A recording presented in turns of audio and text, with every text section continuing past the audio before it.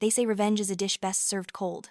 I served mine at a backyard party with 100 witnesses, a USB drive, and footage of my father beating me on our kitchen floor. My name is Flora. For 29 years, I believed love meant sacrifice, that being a good daughter meant swallowing your pain until nothing remained but a hollow shell. I believed if I tried hard enough, my family would finally see me as more than a disappointment. I was wrong about everything. That Thursday evening in late September started like any other. I finished my double shift at Rosie's Diner in Youngstown, Ohio, where the factories had shuttered and dreams rusted like abandoned steel mills. My feet ached, my back screamed, but none of it mattered. In my locker was a Nike shoebox containing Air Jordan sneakers size 4, royal blue and white, the exact ones my son Leo had dreamed about for months. I'd saved 3 months for them. Every tip, every extra shift went into an envelope hidden at work because I'd learned never to keep valuables at my father's house.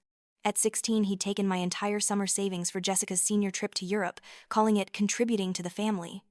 The weight of that shoebox felt like possibility. Leo deserved everything. He was the only pure good thing I'd created, and this was my chance to be a good mother. The drive home took 15 minutes through streets lined with boarded-up storefronts. My father's house sat at the end of Maple Street, a faded colonial with sagging gutters and overgrown weeds. I'd moved back 2 years ago after my ex cleaned out our apartment and bank account, leaving me with Leo and $47. My father made it clear I was a charity case. Every day under his roof was debt I'd repay forever. He collected through late-night lectures about my failures, snide comments about my weight, and pretending Leo didn't exist. But I was almost out. 3 more months of saving for an apartment deposit, and we'd be gone. I parked and grabbed the shoebox, my heart racing. The TV blared inside my father's preferred volume. I tried slipping upstairs quietly. No luck. 3 pairs of eyes swiveled toward me. My father Frank in his recliner, beer in hand, face set in vague disgust. At 62, he remained a big man with steel gray hair and cold blue eyes. My mother Carol perched on the couch with needlepoint, decades of bitterness carved into her face. And Jessica, my 25-year-old sister, sprawled on the couch in yoga pants and designer crop top, scrolling her phone, performing perfect life for 7,000 Instagram followers. Leo raced downstairs, crashing into my legs with a grin that could light up the Rust Belt. Mama. His eyes went wide at the Nike box. Is that what I think it is? I glanced at my parents, feeling their stares. Maybe we should go upstairs. Please, Mama. Can I open it now? My father leaned forward. What's in the box, Flora? Just some shoes. For Leo. Those look expensive, my mother said. Where did you get the money? I saved it, from my tips. Your tips from that dead-end waitressing job? My father's words dropped like stones. My face burned. It's honest work. I wanted to get Leo something nice. That's sweet, Jessica said, not looking up. Too bad you didn't think about contributing to my wedding fund instead. The room went quiet. Your wedding fund? I repeated slowly. Jessica sat up, warming to her subject. Yeah, Flora. Mom and Dad have been generous, but weddings are expensive. Brad and I are doing Santorini. Do you know how much that costs? I'm not contributing to your wedding fund. My father's hand slammed the armrest, making us jump. The hell you're not. You live under my roof. The least you can do is help your sister. Flora, honey, my mother placated. Jessica is getting married. A once-in-a-lifetime event. Those shoes, Leo will outgrow them in 6 months anyway. Leo went still against my legs, his excitement evaporating. No, I bought them for my son with money I earned. That's the end of it. Jessica laughed and raised her phone. Say that again. Tell everyone how shoes for your kid are more important than your sister's happiness. Put the phone down, Jessica. Why? I'm just documenting family life. Maybe I'll make a TikTok. She grinned. My sister who'd rather spend money on overpriced sneakers than help family. I bet it'd go viral. My father stood, crossed the room in 3 strides, and grabbed the shoebox from my hands, holding it high. You want these shoes so bad? Pay rent. $500 a month, starting now. Leo started crying quiet sobs that broke my heart. I pulled him closer. I don't have $500. I'm saving for an apartment. Then I guess you're not saving anymore. He pulled out a shoe, examining it. Air Jordans, what a waste. $160? Yes, I whispered. $160 that could have gone toward rent, toward helping your sister, toward anything useful. This is why your life is a mess, Flora. No priorities, no responsibility. That's not fair. Honey, my mother scat, your father has a point. Jessica is doing something wonderful. What are you doing? Slinging hash and buying fancy shoes you can't afford? Let me understand, Jessica said, standing beside our father. You make maybe $2,000 a month and spent $160 on shoes? Almost 10% of your income on shoes for a 9-year-old who'll trash them in a month? He takes care of his things, I whispered. Jessica moved closer. You just don't understand value. Brad and I are spending $30,000 on the wedding. $30,000. Do you know how much stress that is? Then elope, I snapped. The slap came so fast I didn't see it. My father's hand cracked against my cheek, snapping my head sideways. Stars exploding across my vision. Leo screamed. I heard my mother saying something about taking him upstairs. I touched my burning cheek, tasting blood. Don't you ever disrespect your sister like that again. Understand? I nodded, not trusting my voice. Good, these shoes are going back. You can use that money for rent. I looked past him to Jessica, phone still raised, still recording. She was smiling a small, satisfied smile. She'd wanted this, orchestrated it. And now she had it on video. Are you recording this? Maybe. This is pretty entertaining. Something cold settled in my chest. I looked at my mother, her face arranged in pained disappointment. If you'd just been more reasonable, this wouldn't have happened. Difficult, I repeated. Ungrateful, my father corrected. Selfish, a disappointment. I nodded slowly and turned toward the stairs. Behind me, Jessica laughed, probably texting the video to friends. I found Leo curled on his bed, crying into his pillow. I climbed beside him and held him. I'm sorry, baby. It's not fair, you worked so hard. No, it's not fair. Later, Leo asked, why do they hate us? They don't hate us, I lied. They do. Why do we have to live here? It's temporary. Just a little longer and we'll have our own place. But the promise felt empty. With $500 in rent, I couldn't save anything.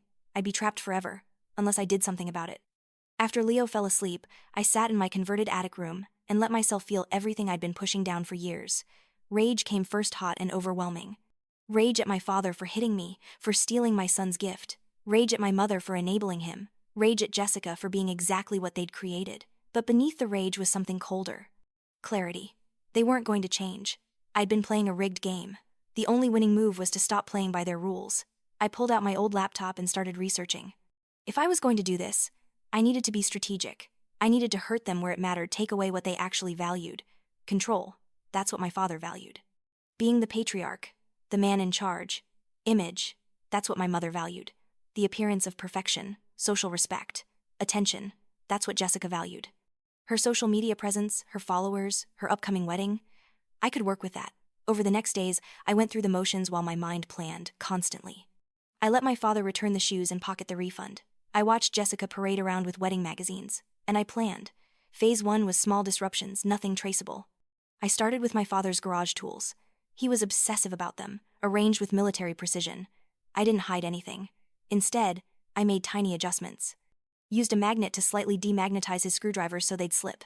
Replaced his measuring tape with one off by 1/16 of an inch. Loosened screws on his work table. Within a week, I heard him swearing in the garage, convinced his tools were wearing out. He spent hours reorganizing, growing more frustrated daily. For my mother, I targeted her social standing. I created a fake email claiming to be her, telling her book club she couldn't host next month due to a bedbug problem. Her phone rang off the hook with concerned friends. I watched her face burn with humiliation. But Jessica required something special. I watched her patterns. She was constantly on her phone, posting everywhere. Her entire identity wrapped up in her online presence. She left her laptop around, carelessly. She'd never had reason to be careful. It took 3 days to find 30 seconds when she showered and her laptop was open. I screenshotted her saved passwords and waited. Phase 2 required more finesse. I needed to take important things without pointing back to me. For my father, I found his filing cabinet in the garage, one he thought was locked, but I'd learned to pick at 15. Inside was a ledger documenting 3 years of unreported income from his under-the-table mechanic work. Thousands in cash payments, none reported to the IRS. I photographed every page. For my mother, I targeted her physical address book, her lifeline to her social network. I didn't take it. I photographed every page, then one afternoon when alone, accidentally, knocked red wine onto it. The scream was audible from 3 rooms away. The pages stuck together, numbers illegible. When she accused me, I played innocent. It was an accident while cleaning. But the real masterpiece was Jessica's wedding fund. My parents had set up a special account they'd been contributing to for 2 years. Thanks to her saved passwords, I had access. I didn't steal the money that would be illegal. Instead, I logged in using her credentials and sent a professional email to her wedding planner, explaining Jessica had decided to make a charitable donation to the Valley Women's Shelter in honor of her marriage. The donation was $12,000. The entire wedding fund. I set up email forwarding to collect the thank you letter before Jessica saw it. Donations to registered charities are completely legal and non-refundable. That money was gone, vanished into helping women escape domestic violence. It took 3 days for Jessica to check the balance. I got increasingly unhinged texts accusing me of stealing. I played dumb. I didn't have access. Why would she think that? The fallout was spectacular. Screaming fights, accusations flying. Jessica accused our parents. They insisted they hadn't touched it. My father spent hours with the bank trying to reverse it, only to be told donations were final. My mother cried actual tears. Through it all, I watched and waited. This was just setup. The real finale was yet to come. Jessica's pre-wedding celebration was scheduled for the first Saturday in October. A backyard party at our parents' house, 100 guests, catered food, professional photographer. She insisted I be there to help serve, not as a guest, but as the help. I smiled and said, of course, while counting down the days. The morning of the party, I went to my storage unit rented, the month before, paying cash, fake name. Inside was everything I needed.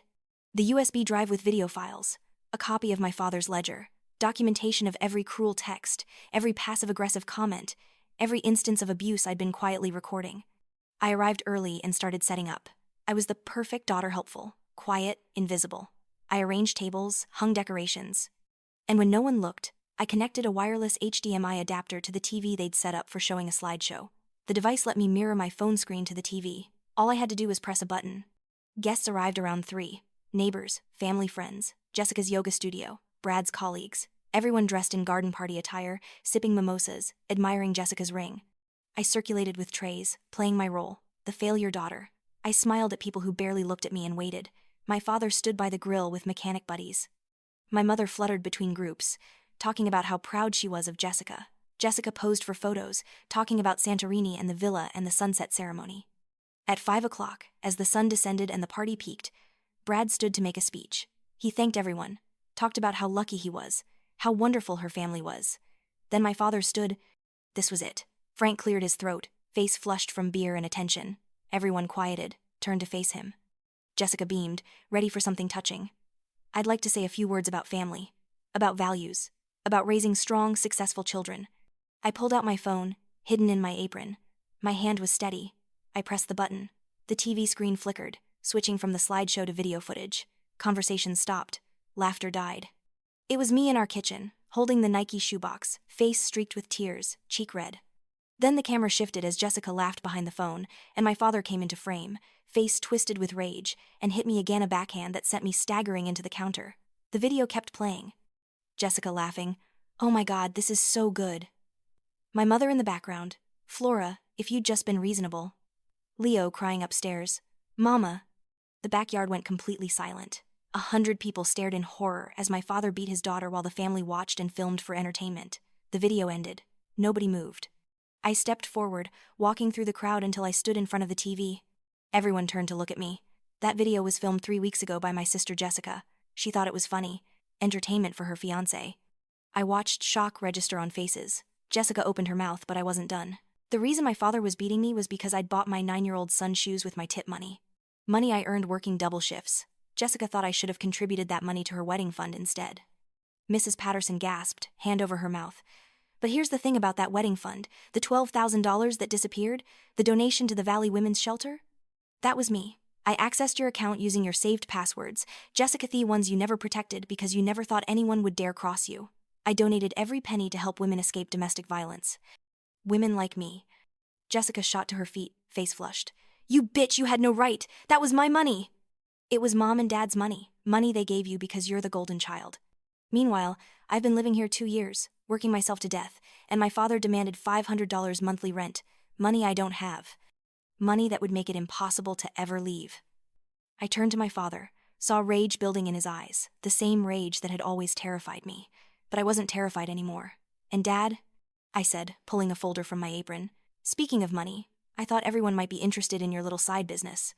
The one where you do mechanic work for cash, under the table, never reporting a dollar to the IRS. I have 3 years of records, your own handwriting, documenting over $40,000 in unreported income." I held up the folder. My father's face went purple, hands clenched into fists. "That's theft. You went through my private papers. Actually, tax evasion is illegal. Documenting it is called evidence, and I've already sent copies to the IRS." The backyard erupted in whispers. I saw Brad's face, pale and confused, looking at Jessica like seeing her for the first time. "Mom," I said, turning to her, "I know you like playing victim, the sweet mother caught between her difficult husband and troubled daughter, but we both know the truth. You're just as bad. You've spent my entire life favoring Jessica, making sure I knew I was never good enough. My mother's eyes filled with tears. Flora, how can you say these things? I've always loved you. Help me? I laughed harshly. You helped by standing there while Dad hit me. You helped by telling me I was too sensitive when Jessica bullied me. That's not help, that's abuse. And I'm done pretending otherwise. Jessica screamed, You've ruined everything, my party, my wedding, my life, you're jealous. I'm not jealous of you, Jessica. I'm not jealous of your empty Instagram life, your superficial relationships, or your inability to feel empathy. I actually feel sorry for you. You're 25 and have no idea who you are outside your followers and filters. I looked at Brad. I don't know you well, but you seem decent, so I'm doing you a favor. This, I gestured at the mess, is what you're marrying into. A family that thinks violence is acceptable, that laughs while filming abuse. If you want to run, now's the time. Brad stood slowly, looked at Jessica for a long moment, and something broke in his expression. I think I need some air, he said quietly, and walked toward the gate. Jessica scrambled after him, grabbing his arm, voice desperate. Brad, wait, she's lying, you know me. But he pulled free gently, shook his head, kept walking. Jessica crumpled onto the grass. My father started moving toward me, face contorted with rage. For a split second, I felt old fear rise. Then I heard sirens approaching, and I smiled. Oh, I forgot to mention, I called the police 20 minutes ago, reported a domestic violence situation, provided video evidence. They should be here right about now. 2 patrol cars pulled up. Uniformed officers entered the yard, hands near their belts, assessing the scene. Officers, I'm Flora Harrison. I'm the one who called. I have video evidence of assault, and I'd like to press charges. The next hour blurred official statements, showing video evidence, my father being handcuffed and read his rights while guests scattered. My mother tried explaining it as a family misunderstanding, but the officers had seen the video. Jessica disappeared, probably chasing Brad. Mrs. Patterson told me she was sorry, so sorry. If she'd known, she would have called police herself. By the time officers left with my father, the sun had set. The backyard was littered with abandoned plates and half-full glasses. My mother sat on the porch steps, face in her hands. I walked past her inside, climbed stairs to Leo's room. He sat on his bed with his Nintendo Switch, eyes wide. Mama, I heard sirens. Are you okay? I'm okay, baby. Better than okay. I did something I should have done long ago. What did you do? I stood up for us. I made sure the people who hurt us can't hurt us anymore. Are we staying here? No. Pack your things, Leo. Everything important. We're leaving tonight. We didn't have much. Clothes, his favorite books, his Nintendo, the photo album I'd kept hidden with pictures of us smiling on rare happy days. I threw everything into garbage bags, loaded them into my car while my mother watched from the porch, not stopping me. As I loaded the last bag, she spoke. Where will you go? Away, that's all you need to know. Flora, you're making a mistake. Family is forever. We can work through this. No, we're done. You chose your side long ago, Mom. You chose Dad's rage, Jessica's narcissism, anything except me. Now you live with that choice. But what about Jessica's wedding? There is no wedding. Brad's not an idiot. And even if he was willing to overlook it, I donated the entire fund, remember? Maybe Jessica can have a nice courthouse ceremony. Very economical. You're cruel and vindictive. I laughed. You still don't get it. You didn't go wrong with me. You went wrong with yourselves. You created a family built on control and cruelty, and now you're shocked it's falling apart. I got in my car, started the engine. Leo was buckled beside me, clutching his Switch, looking scared. I understood. This was terrifying, leaving with no plan, no place to go, just a car and whatever money I had. But it was more than I'd had an hour ago, because an hour ago, I'd still been trapped. Now I was free. We drove to a cheap motel, the kind with hourly rates and questionable carpet stains, but it had a lock my family didn't have a key to, and that made it a palace. I got us a room for a week and we ordered pizza, ate it on the bed, watching cartoons. Mama, what's going to happen now? I don't know exactly, but it's going to be better than what we had. It has to be. The next days were chaos: lawyer consultations, restraining order paperwork, calls from social services. I gave statements multiple times, provided evidence, watched the case build. My father was charged with assault. The IRS opened an investigation. My mother filed for divorce. Jessica's engagement ended. Brad decided he didn't want to tie himself to an imploding family. I heard all this secondhand. I didn't feel triumphant, mostly tired and relieved, like I'd been holding my breath for 29 years and could finally exhale. The motel week became 2, then 3. I picked up extra shifts at Rosie's, saved every penny. Marlene and the other waitresses had heard what happened. Small towns don't keep secrets. But instead of judgment, I found support. Marlene slipped me extra tips, told me about a cheap apartment her cousin managed, connected me with a domestic violence counselor. 2 months after the party, Leo and I moved into a tiny 2-bedroom apartment near his school. The carpet was old, walls were thin, appliances from the 90s, but it was ours. The lease was in my name, locks were new, and no one could take it away. I furnished it slowly from thrift stores and yard sales. A sagging but comfortable couch, a kitchen table with mismatched chairs, clean, safe beds. Leo's room became his sanctuary, decorated with superhero posters. Work became easier, not going home to a war zone. I smiled more, and my tips increased. Marlene suggested community college classes, and I started looking into financial aid. Jessica tried contacting me once via a rambling email about how I'd ruined her life, then pivoting to, "Can we move past this? We're family." I deleted it without responding. Some bridges aren't worth rebuilding. My mother sent a card for Leo's birthday with $50 inside. No apology, no acknowledgement. Just, "Happy birthday to our precious grandson." The card went in the trash. The $50 went into Leo's savings account. My father's case went to court. I testified, showed evidence. He was convicted with a suspended sentence, mandatory anger management, and probation. Not as much as I'd hoped, but something. A record that said he'd done this, and there had been consequences. The IRS investigation found enough discrepancies to levy fines and back taxes that would take years to pay. I heard they'd had to sell the house, move to a small apartment in the bad part of town. I didn't feel bad about it. 6 months after the party, I was giving Leo a bath when he looked up and asked, "Mama, are you happy now?" Was I happy? I was broke, working a dead-end job, living in a shabby apartment, estranged from my entire family, 30 years old and starting from scratch. "Yeah, baby. Yeah, I'm happy." "Good," he said, splashing water with a grin. "Me too." That night, I sat on my sagging couch with tea and thought about everything. The plan I'd executed, the revenge that had felt so necessary. Had it been worth it? Yes. Absolutely yes. Because it wasn't really about revenge.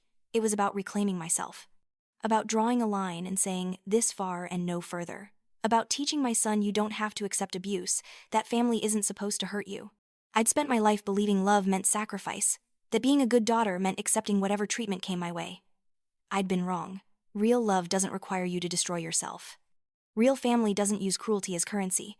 And maybe the greatest gift I'd given Leo wasn't the apartment or safety, it was showing him it's okay to fight back, to protect yourself, to refuse to be a victim even when the people hurting you are supposed to love you most. A year after the party, I got promoted to assistant manager at Rosie's. It came with a raise, not huge, but enough to breathe easier. Leo was doing well in school, had made friends, started soccer. He smiled more, laughed more, had fewer nightmares. We'd started new traditions: Friday pizza and movies, Sunday morning chocolate chip pancakes, monthly library trips where we'd pick out books and read together. Simple things, normal things, impossible in my father's house of chaos. One Saturday, I took Leo to a shoe store and told him to pick whatever sneakers he wanted. He walked through carefully, seriously, finally picking up Air Jordans, not the exact ones from before, but similar. Blue and white, high tops. "Are you sure, Mama? These are expensive." "I'm sure. You deserve them. And this time, nobody can take them away." His face lit up exactly as I dreamed. As I watched him test them out, grinning ear to ear, I felt something settle in my chest. Peace, maybe, or acceptance. Or just the simple knowledge that we'd made it through the fire.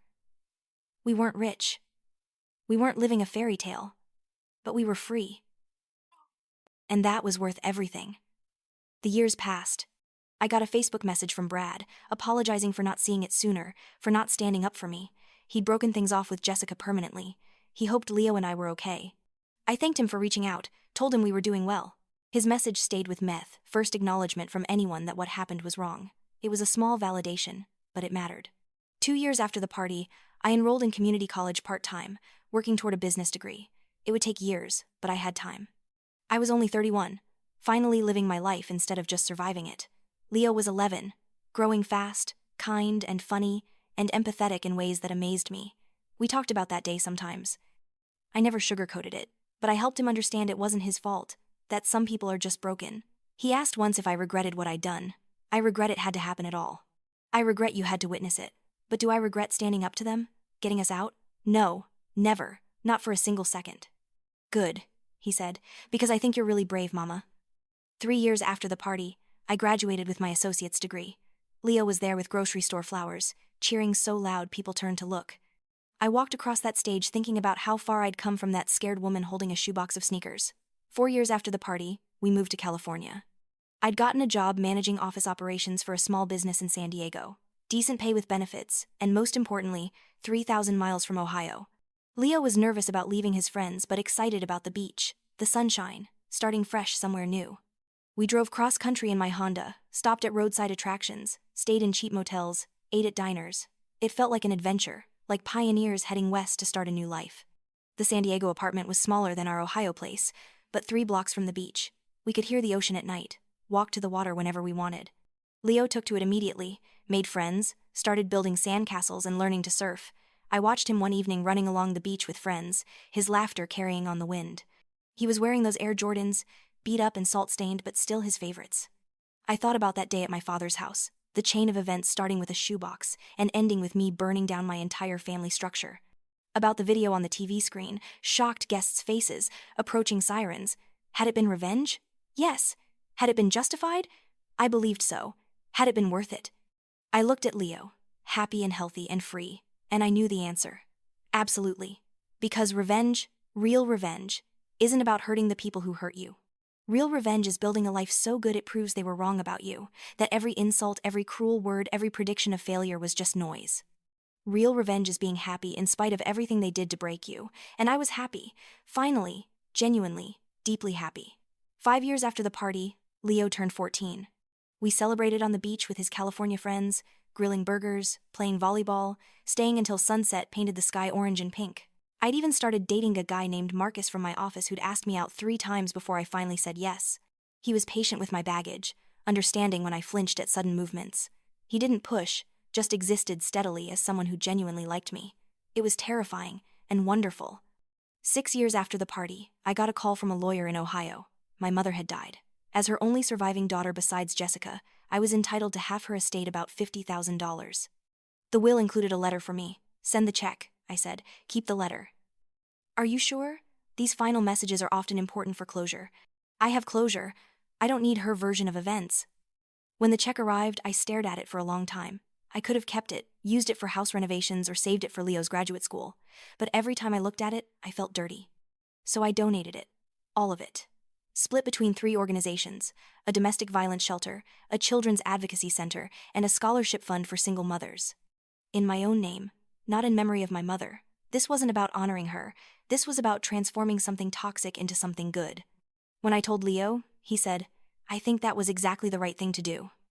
Marcus, who'd married me a year earlier in a small beach ceremony, wrapped his arms around me. "I'm proud of you." And I was proud of myself too. Proud I'd turned down the money without hesitation. Proud I'd found a way to help others. Proud I was still choosing to be better instead of bitter. 10 years after the party, I was promoted to vice president of operations. Corner office with an ocean view. We celebrated at a fancy dinner where entrees cost more than I used to make in a week at Rosie's. We toasted with expensive wine, made plans for the future. Leo and Amanda were getting married after graduation. Marcus and I were talking about maybe trying for a baby. Life was good, better than good. It was full and rich and mine. That night in bed, I thought about the woman I'd been 10 years ago, the one holding a shoebox, hoping desperately that one gift would make everything okay. The one who believed if she just tried hard enough, her family would finally love her. I wished I could tell her it wasn't going to work, that no amount of trying would fix people who didn't want to be fixed. But I'd also tell her she was stronger than she knew, that she had the power to change everything, that the life she couldn't imagine was waiting on the other side of fear. I wished I could tell her that revenge, real revenge, wasn't about destroying the people who hurt you. It was about refusing to let them destroy you. It was about building something so beautiful from the ashes that their cruelty became irrelevant. I'd done that. Against all odds, I'd done that. Did I regret what I'd done that day? Standing up in front of 100 people and exposing my family's ugliest secrets? Destroying my sister's wedding? Getting my father arrested? Burning every bridge? Not for a single second. Because that day hadn't been about revengeance, really. It had been about survival. About drawing a line and saying, I am worth more than this. About teaching my son that love shouldn't hurt, that walking away is sometimes the only way to walk toward something better. The woman I'd been beaten down, desperate, convinced she deserved her family's cruelty, was gone. In her place was someone stronger, someone who'd learned you can't love people into treating you better, that family is about choice as much as blood, that sometimes the most courageous thing you can do is save yourself. I'd saved myself. I'd saved my son. And in doing so, I'd built a life more beautiful than anything I could have imagined. The sneakers that started everything were long gone, outgrown years ago. But the lesson remained. You don't have to accept cruelty disguised as love. You don't have to sacrifice yourself on the altar of family obligation. You don't have to keep setting yourself on fire to keep other people warm. Sometimes the most loving thing you can do is walk away. And sometimes revenge is just another word for freedom. I closed my eyes, listening to distant waves crashing, feeling Marcus breathe beside me, knowing Leo was happy and safe and building his own life. This was everything I'd fought for. This peace, this happiness, this beautiful, ordinary life that was mine and mine alone. I'd survived. More than that, I'd thrived. And if that wasn't the perfect revenge, I didn't know what was. 10 years after the party, I was finally, completely, genuinely free.